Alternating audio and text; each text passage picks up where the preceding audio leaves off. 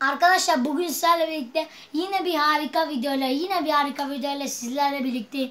Ne videosu derseniz arkadaşlar gördüğünüz gibi kart var. Yani kartlar açacağız. Yırtılmıyor ki. Arkadaşlar biraz zor yırtılıyor. Arkadaşlar çıkardım. Neler çıktığını göstereyim arkadaşlar. Önünü çevirdim. Bunun adını bilmiyorum. Arkadaşlar bu futbolcu çıktı ilk olarak. Sonra bu çıktı. Birçok adını bilmediğim futbolcular çıkıyor.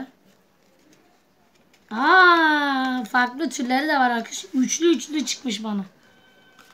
Bakın arkadaşlar. Arkadaşlar Ferdi Kadıoğlu gibi futbolcular çıktı.